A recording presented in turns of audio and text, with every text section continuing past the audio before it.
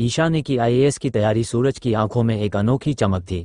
उसने नारियल फोड़ते हुए ताई माँ के नए टिफिन बिजनेस की शुरुआत की थी। घर के छोटे से आंगन में कुछ पड़ोसी और रिश्तेदार जमा थे, जिनकी तालियों की गड़गड़ाहट ने माहौल को उत्सव में बना दिया। ताई माँ की आंखें गर्व और आत्मविश्वास से चमक रही थीं। सालों तक घर की जिम्मेदारियों और दूसरों की सेवा में बिताए जीवन के बाद आज वो अपने पैरों पर खड़ी होने जा रही थीं। लेकिन इस खुशी के बीच ईशा के मन में एक तूफान सा उठ रहा था। ईशा, जो अब तक अपनी किताबों और आईएएस की पढ़ाई में डूबी रहती थी, आज अपने ससुराल की जिम्मेदारियों के बोझ तले दबी हुई थी। ताई माँ ने उसे साफ शब्दों में कह दिया था, बेटा, किताबों में सरस्वती का वास होता है, लेकिन घर चलाने में लक्ष्मी की जरूरत पड़ती है। ये बात ईशा के दिल में चुभ गई थी। वह जानती थी कि उसका सपना आईएएस बनना है, लेकिन घर की जिम्मेदारियां और ताई माँ की अपेक्षाएं उसे हर पल चुनौती दे रही थीं। सूरज ने ईशा की ओर देखा और उसकी उदासी को भांप लिया। वह पास आया और धीरे से बोला, ईशा, मैं जानता हूं कि तुम्हारे कंधों पर बहुत बोझ है, लेकिन तुम्हारा सपना मेरा भी सपना है। मैं तुम्हें हर हाल में पढ़ने का मौका दूंगा, बस तुम हिम्मत मत हारना। ईशा ने सूरज की ओर देखा। उसकी आंखों में विश्वास था, लेकिन मन में सवाल उठ रहे थे। सूरज, तुम कहते हो कि तुम मेरे साथ हो, लेकिन ताई माँ की बातें, घर का खर्चा और ये सारी जिम्मेदारियां मैं कैसे सब संभालूंगी? और मेरी पढ़ाई, स्कॉलरशिप की परीक्षा बस 10 दिन बाद है। सूरज ने उसका हाथ थाम लिया और कहा, तुम बस अपनी पढ़ाई पर ध्यान दो, बाकी सब मैं और बंटी मिलकर संभाल लेंगे। और हाँ, ताई माँ का बिजनेस भी अब शुरू हो गया है, शायद अब वो तुम पर इतना दबाव नहीं डालेंगी।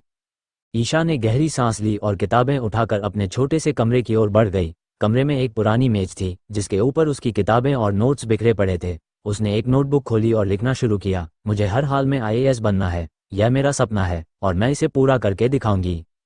अगले दिन सुबह घर में फिर से हलचल शुरू हो गई। ताई माँ अपनी टिफिन सर्विस के लिए तैयारियां कर रही थीं। रसोई में चूल्हे की आंच पर दाल उबल रही थी और ताई माँ तेजी से सब्जियां काट रही थीं। ईशा रात की पढ़ाई की थकान के बावजूद सुबह जल्दी उठ गई थी। उसने सोचा कि अगर वह ताई माँ की मदद कर देगी तो शायद उसे पढ़ाई के लिए कुछ समय मिल जाएगा।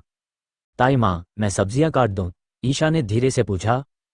ताई माँ ने एक नज़र उसकी ओर देखा और फिर कहा, अरे, तू तो महारानी बनने चली थी, अब सब्जियां काटने का मन कैसे कराया? जा, अपनी किताबें पढ़, ये काम मैं संभाल लूंगी।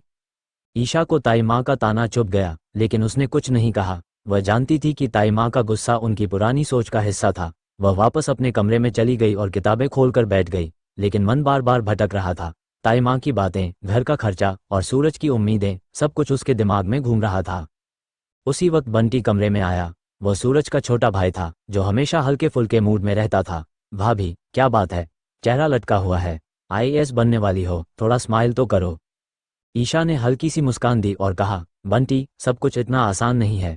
ताई माँ को लगता है कि मैं घर की जिम्मेदारियां नहीं संभाल रही, और सूरज को लगता है कि मैं सिर्फ पढ़ाई करूं। मैं बीच में फंस गई हूं। बंटी ने मेज पर रखी एक किताब उठाई और पलटते हुए बोला, भाभी, तुम बस पढ़ाई पर फोकस करो, मैं और सूरज भैया ताई माँ को समझा लेंगे। और वैसे भी ताई माँ का बिजनेस अब चल पड़ा है, वो अब ज्यादा व्यस्त रहेंगी। ईशा को बंटी की बातों से थोड़ा सुकून मिला। उसने किताबें उठाई और फिर से पढ़ाई शुरू कर दी। लेकिन तभी बाहर से ताई माँ की आवाज आई, ईशा, जरा बाहर तो आ, ये टिफिन के डिब्बे साफ करने हैं। ईशा ने एक गहरी सांस ली और किताबें बंद कर दी। वह जानती थी कि घर की जिम्मेदारियां और उसका सपना एक साथ चलना आसान नहीं होगा। दोपहर को ईशा को घर का राशन लाने की जिम्मेदारी मिली।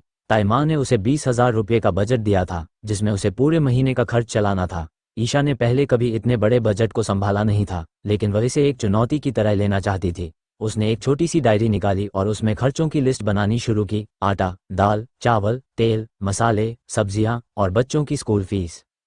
बाजार में पहुंचते ही उसे समझ आ गया कि यह काम उतना आसान नहीं था। सब्जी वाले से लेकर किराने की दुकान तक हर जगह उसे मोलभाव करना पड़ रहा था। एक सब्जी वाला उसे पुरानी सब्जियां थमाने की कोशिश कर रहा था, लेकिन इस बार वह तैयार थी। भैया, ये टमाटर तो बासी हैं, मुझे ताजे चाहिए। और हाँ, 20 रुपये पाव से 1 रुपये कम करो, ईशा ने आत्मविश्वास से कहा। सब्जी वाले ने उसकी ओर देखा और हंसते हुए बोला, अरे बहन जी, आप तो पुराने ग्राहक जैसी बात कर रही हो। ठीक है, 18 रुपये में दे दूंगा। ईशा ने सब्जियां छांट कर लीं और अपनी डायरी में खर्च नोट किया। उसने सोचा, अगर मैं हर छोटी छोटी चीज़ में थोड़ा मोलभाव कर लूं, तो शायद कुछ पैसे बचा पाऊंगी। बाजार से लौटते वक्त उसकी मुलाकात मोनिका से हुई, जो ताई माँ की टिफिन सर्विस में मदद कर रही थी। मोनिका ने उसे देखकर कहा, ईशा दीदी, आप तो बाजार में भी आईएएस जैसी लग रही हो, इतनी स्मार्टली मोलभाव कर रही थी। ईशा हंस पड़ी और बोली, मोनिका, ये मोलभाव भी तो एक कला है, और अगर मैं इसे सीख गई तो शायद घर का खर्चा भी संभाल लूंगी। ताई माँ का टिफिन बिजनेस धीरे धीरे रफ्तार पकड़ रहा था। पहले दिन उन्होंने सिर्फ 10 टिफिन बेचे थे, लेकिन अब उनके पास नियमित ग्राहक बनने लगे थे। ताई माँ की खासियत थी उनकी घरेलू स्वाद वाली दाल और सब्जियां, जो हर किसी को पसंद आ रही थीं। लेकिन इस बिजनेस के साथ नई जिम्मेदारियां भी आई थीं। उन्हें अब सुबह जल्दी उठकर खाना बनाना पड़ता था, डिब्बे पैक करने पड़ते थे और डिलीवरी का इंतजाम भी करना पड़ता था। सूरज ने ताई माँ की मदद के लिए एक डिलीवरी बॉय रखने का सुझाव दिया, लेकिन ताई माँ ने मना कर दिया। अरे, अभी तो शुरुआत है, मैं खुद ही सब संभाल लूंगी, जब बिजनेस बड़ा होगा तब देखूंगी। ईशा ने देखा कि ताई माँ की मेहनत और जुनून को देखकर घर का माहौल बदल रहा था, लेकिन साथ ही ताई माँ का गुस्सा और ताने भी कम नहीं हो रहे थे। एक दिन जब ईशा रसोई में ताई माँ की मदद कर रही थी, ताई माँ ने फिर से तंज कसा, बेटा, किताबों में तो बहुत ज्ञान है, लेकिन रसोई में भी कुछ सीख लो। आईएएस बनने के बाद भी घर तो संभालना पड़ेगा।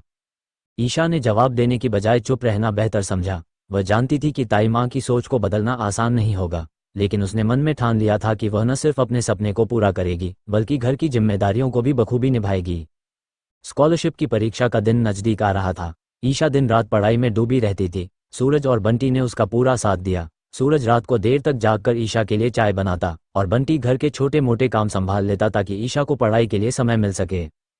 परीक्षा के एक दिन पहले ईशा को अचानक बुखार हो गया। ताई माँ ने जब ये देखा तो उनका दिल पसीज गया। उन्होंने ईशा के माथे पर ठंडी पट्टी रखी और कहा, बेटा, तू इतना तनाव मत लिया कर, तेरा स्वास्थ्य भी तो जरूरी है।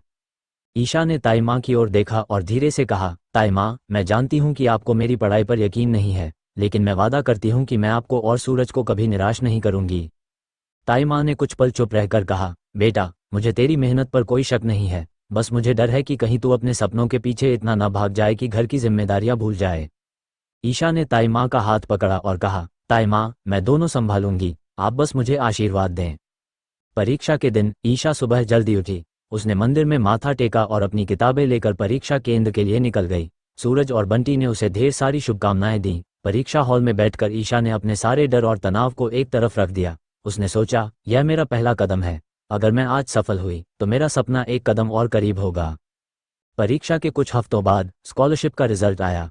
ईशा ने जब अपना नाम टॉपर्स की लिस्ट में देखा तो उसकी आंखों में आंसू आ गए। वह दौड़कर घर आई और सूरज को गले लगाकर रो पड़ी। सूरज, मैंने कर दिखाया, मैंने स्कॉलरशिप जीत ली। सूरज ने उसे गर्व से देखा और कहा, मैंने तो कहा था ना, मेरा सूरज एक दिन फिर से चमकेगा, और देख, आज तूने पूरी दुनिया में रोशनी फैला दी। ताई माँ भी पास खड़ी थीं। उनकी आंखों में गर्व के साथ साथ थोड़ा सा पछतावा भी था। उन्होंने ईशा के सिर पर हाथ रखा और कहा, बेटा, मैंने तुझे बहुत ताने दिए, लेकिन आज मुझे यकीन हो गया कि तू सचमुच कुछ बड़ा कर सकती है। ईशा ने ताई माँ के पैर छुए और कहा, ताई माँ, आपकी चुनौतियों ने ही मुझे इतना मजबूत बनाया है, मैं आपका शुक्रिया अदा करती हूँ। स्कॉलरशिप जीतने के बाद ईशा की पढ़ाई के लिए एक नया रास्ता खुल गया। उसे एक कोचिंग इंस्टीट्यूट में फ्री एडमिशन मिला, जहां वह आईएएस की तैयारी और बेहतर तरीके से कर सकती थी। लेकिन इसके साथ ही ताई माँ का बिजनेस भी तेजी से बढ़ रहा था। अब उनके पास इतने ऑर्डर थे कि उन्हें और लोगों की जरूरत पड़ने लगी थी।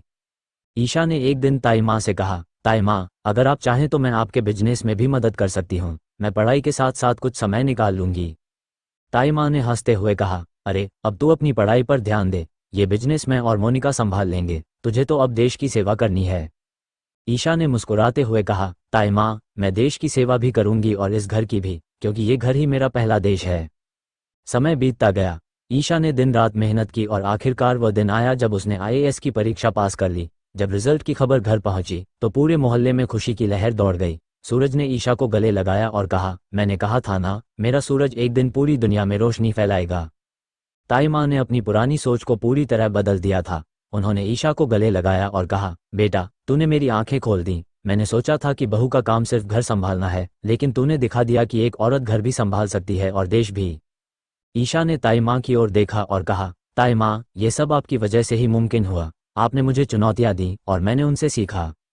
निष्कर्ष, ईशा की कहानी एक ऐसी औरत की कहानी है जो अपने सपनों और जिम्मेदारियों के बीच संतुलन बनाकर चलती है। उसने न सिर्फ अपने लिए बल्कि अपने परिवार और समाज के लिए भी एक मिसाल कायम की। ताई माँ का बिजनेस अब पूरे शहर में मशहूर हो चुका था और सूरज का विश्वास ईशा के सपनों में हमेशा उसका साथ देता रहा।